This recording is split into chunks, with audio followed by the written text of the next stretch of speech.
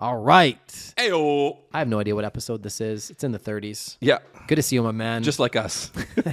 Well, one of us. One of us, yeah. One of us. Good to see you too, pal. It's lonely. It's lonely here. It's just you and I today. Just me and you. Kicking it old school. And Zinger, obviously. We got Zinger here. Producer Ryan, always. You know what? One of these days, we're going to get him back. He has not been on a podcast since the Christmas Spectacular of 2022. So we'll bring him back. Yeah. We'll bring him Bringing Ryan Hey, back. You've been very vague about something today. So you told me that you signed up for a course. Yeah, and thinking I about asked it. questions. So please, man. Please. You're like, it's $210. I'm like, okay, Yeah. tell me about the course. You're like, well, it's just a course on life.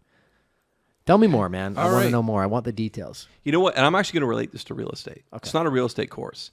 But I have found in my travels one thing that has always served me well in business, and it is leveraging my sphere. To me, that has always been my primary marketing pillar. When I was in sales, when I was in leadership roles, when I was building branches, tearing branches down in the financial services world, I always relied on leveraging my sphere. And I've always had one very simple objective. Every year I learn a new skill. Puts me in front of people that are passionate about that same thing. I'm a learner. Like I am a learner, and I am always up for trying something new. So last year I actually took dance classes. The most useless dance lesson you can take, crip walking. Hey, you know what, man? Come on. It did lead to a referral, though, didn't it? It did. It led to 2 referrals. So 2 referrals out of that. Year before that, took a cheese making course, which again led to a That's so cheesy, but I love it. $875,000 referral. So I try to learn a new skill. And this year I was like, you know what? My skill is going to be like personal fitness. So I'm going to go to the gym and I'm going to meet people. And I kind of found that I go to the gym with the other dude. It's like a Vancouver Island real estate board. It's like VIREB meeting in there in the morning. And so I'm just finding like I put my headphones in now. Like I don't really talk to people. So I don't really feel like I'm engaging. I hate it when people say, well, my community engagement is the gym. Well, it's not. You got your headphones in and you're probably there with another agent. Sure. So I am signing up for my hunting license.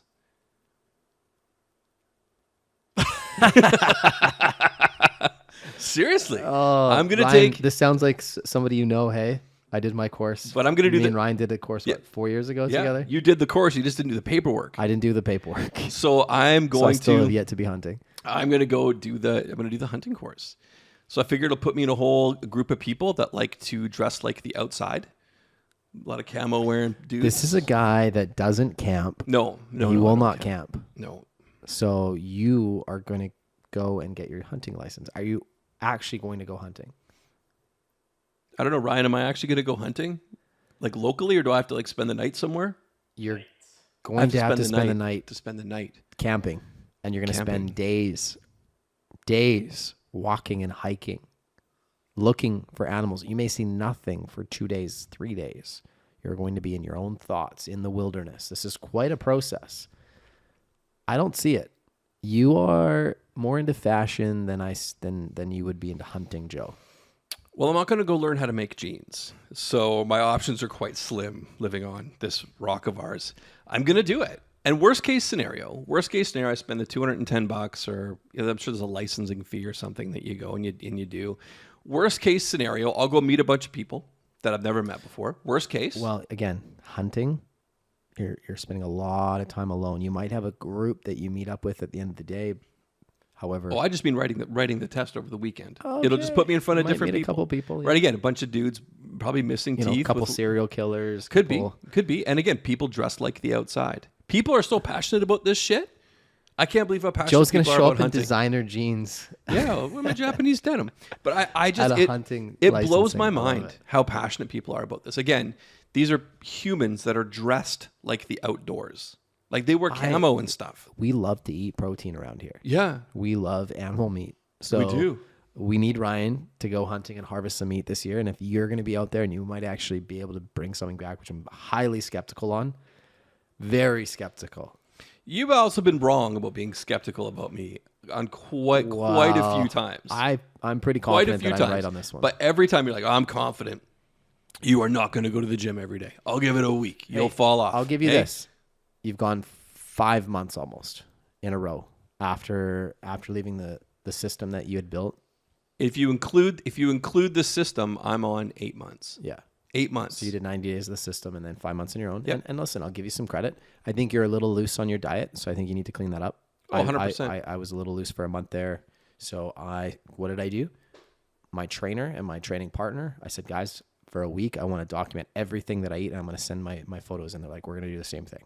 So we're all getting ourselves recentered. Perfect. Accountability. One thing I've learned with me, I don't do well at doing anything on my own. Whether it's raising children, running companies, doing anything, I do it better in a group. And I know that, and I'm okay with it.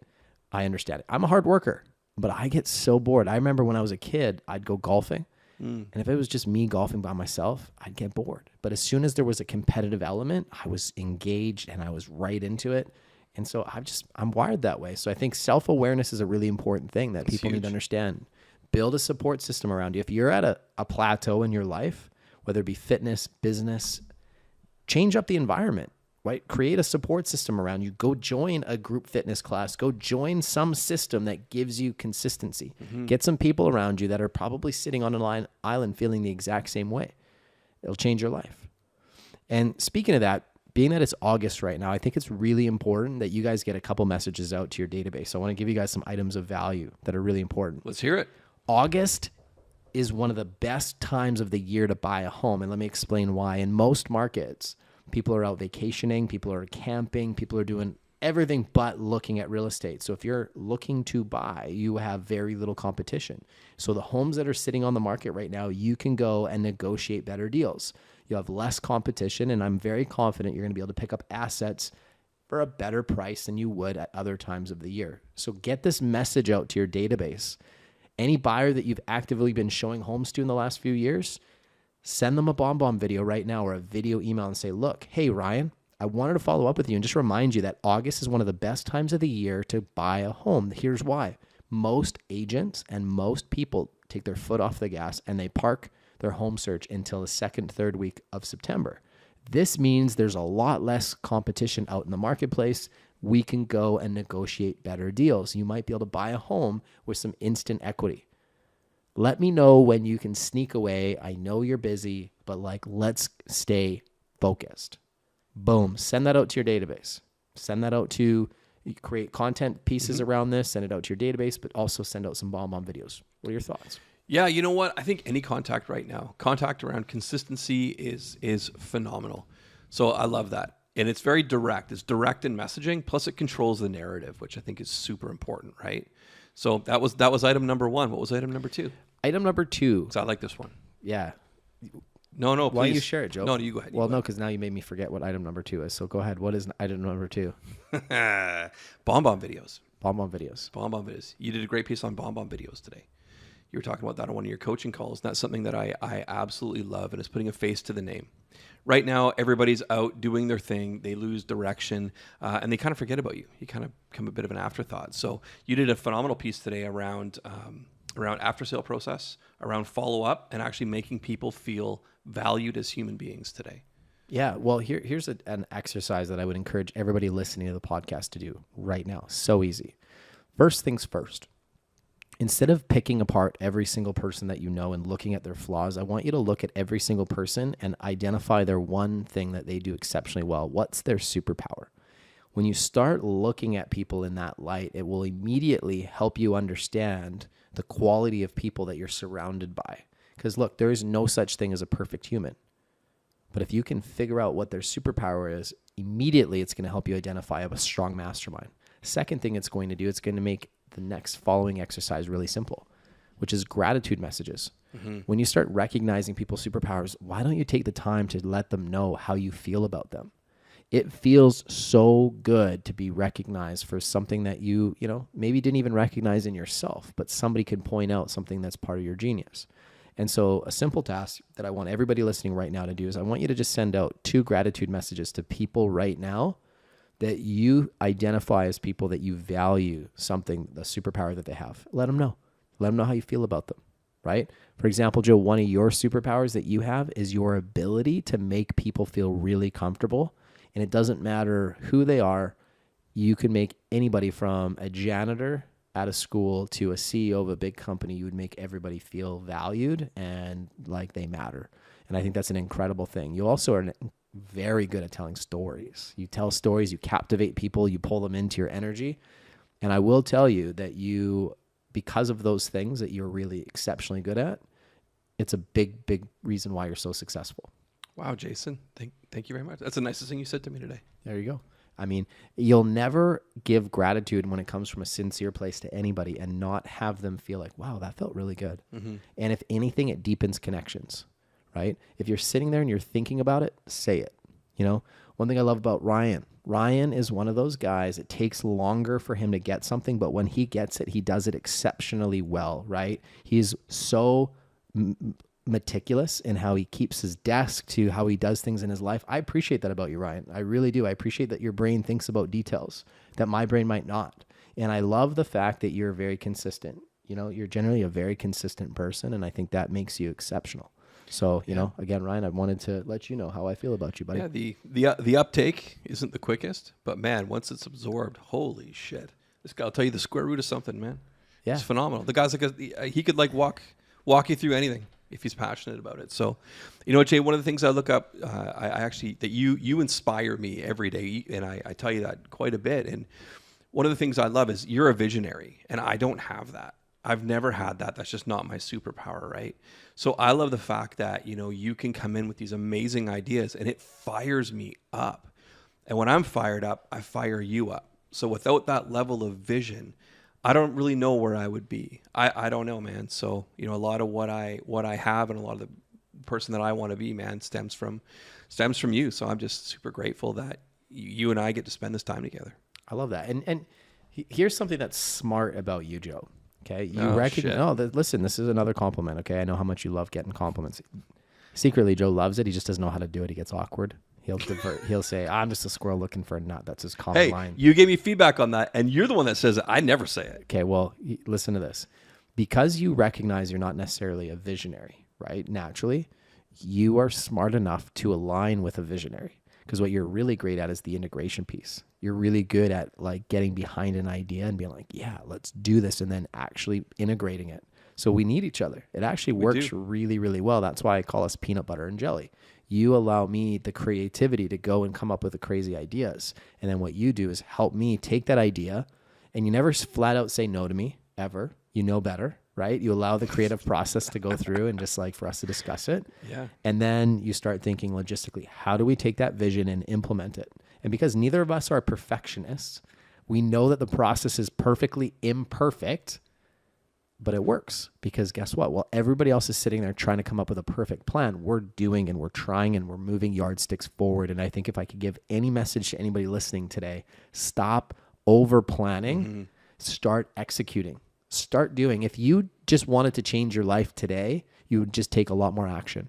You know, it's funny. I remember I used to be in like that Ryan Zinger school of thought where it's like that, like, how do I make this perfect? How do I solve every issue up front? And we were doing this coaching thing of ours. It was 2019 and we had been doing it for like 2 weeks.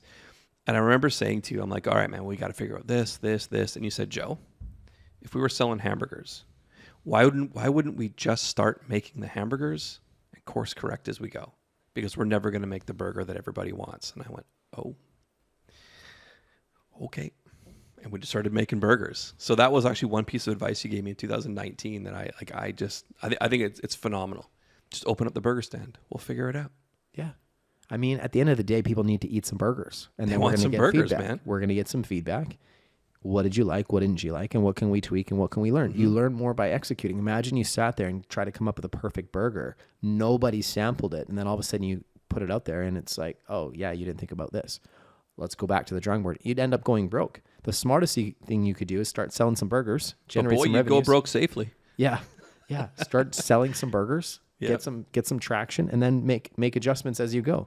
Maybe you add a second burger to your menu. Then you add a third because you're learning and improving. I mean, think of this. Apple is a pretty big company, right? They built something massive.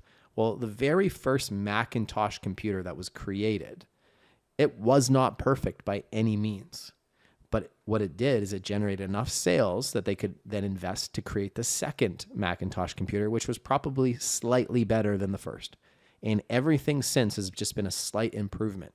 Every great company starts with something. Netflix started, it was $1 carousel in a grocery store where you could put $1 in and pick out like a movie. Then they had like 50 old release movie options that you could pay for online. The concept made a lot of sense. It was just early, right? Did they stop there? No. What did they do? They kept looking to be better, but they solved their problems through revenue, right? They generated revenue and then they reinvested back in their business. What do we do with our companies? We're constantly reinvesting back into our growth and focusing back into delivering a better outcome to our clients. On the same front, we do the same on the coaching side. And we've tried some things that work out and some that don't quite work out, but every single time we learn something valuable. And I think that's what I would hope that anybody listening today would take away. Go implement. You will learn more by doing and moving yardsticks forward than by trying to do things perfect. We're not in the engineering world. I understand if you're an engineer who's responsible for a building or a bridge, you have to safety first. Look at things from like, how will this not work, and think of every single negative outcome that could possibly happen. And you have to be incredibly precise. We're in the opposite business. We're in the people business, which is perfectly imperfect. So take that approach, go and get your hands dirty, skin your knees, and you will learn more by doing than anything else. And you can solve your problems through revenue always. Oh, for sure. And you know, I'm going to totally switch gears on you. Sure. Let's go. Like completely. We got something big coming up. What do we got coming up, Joe? We got Exp Con coming up. Exp Con in Vancouver. Yes. And I heard Canadian EXP. I heard that they are getting only like the A-list people as speakers. It's a very exclusive list. Now I didn't get an invite. That's okay, but I know somebody who did. Oh yeah, who's that? It's you, man.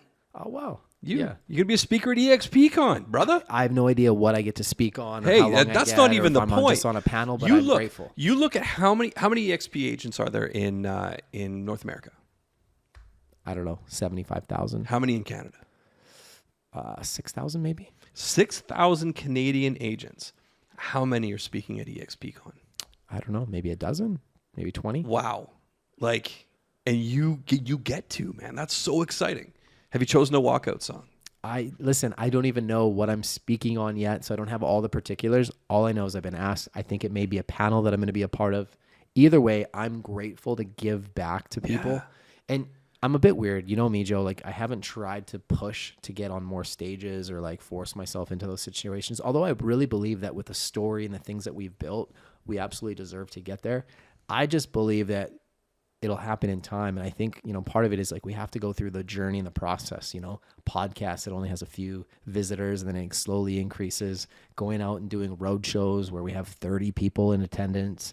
I feel like that's all part of the process of us building towards making that more meaningful when we do get on a stage. Like, you know me, I really humbly do what I do every day. Like, I love the people around me. I want to make impact in people's lives. And it's like, we've kind of built this really beautiful underground movement.